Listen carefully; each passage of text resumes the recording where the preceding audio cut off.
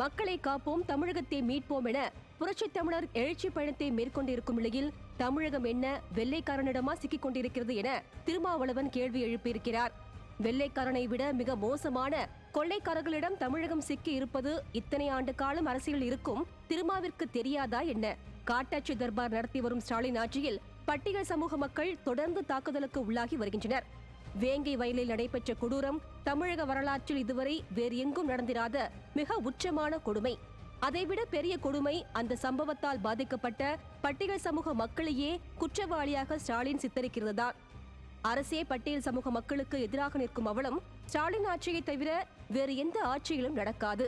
Failure model அரசை கேள்வி கேட்க திராணி இல்லாமல் மதவாதத்தை வேறறுப்போம் என மக்களை குழப்பம்படி பேசியிருக்கிறார் திருமாவளவன்.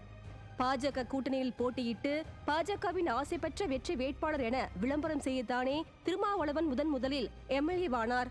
அப்போது பாஜக இணைத்ததா? இந்த கேள்விக்கு இப்போது வரை திருமாவளவனிடம் பதில் இல்லை. மேலும் திமுகவினர் தொடர்ந்து சாதிய பாகுபாடு வெறியோடு திருமாவளவனை பிளாஸ்டிக் சேரில் அமர வைப்பது குறித்து மக்கள் கேள்வி எழுப்புகிறார்கள். அப்படி கேள்வி எழுப்பும் மக்களுக்கு அரசியல் தெரியவில்லை என பிதற்றிக் கொண்டிருக்கிறார் திருமாவளவன். சரிநிகராக அமர வைக்க கூட மனமில்லாத சாதி வெறியர்களிடம் எப்படி நீங்கள் பட்டியல் சமூக மக்களுக்கான உரிமைகளை கேட்டு பிரிவீர்கள் என மக்கள் கேள்வி கேட்கிறார்கள்.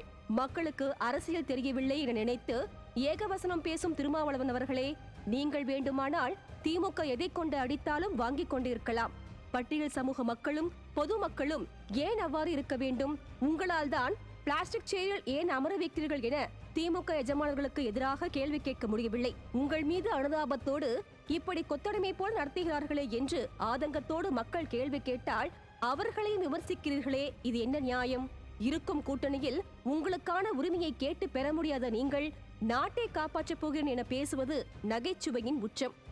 புரட்சித் தமிழர் முன்வைத்திருக்கும் மக்களை காப்போம், தமிழகத்தை மீட்போம் என்கிற அந்த முழக்கம் தமிழ்நாட்டு மக்களுக்கானது மட்டுமல்ல, திமுகவிடம் கொத்தடிமையாய் இருக்கும் உங்களை போன்ற அரசியல் கட்சிகளை மீட்பதற்கான பெரும் போராட்டம்தான். போராட்டத்தின் முடிவில் வெல்லப்போவது புரட்சித் தமிழர்தான். அதிமுக சொன்னபடி மக்களையும் காக்கும், தமிழகத்தையும் மீட்கும். சிறை பறவை போல சிக்கிக்கொண்டு மக்களை குழப்பிக் கொண்டிருக்கும் உங்களுக்கும் விடுதலை கிடைக்கும்.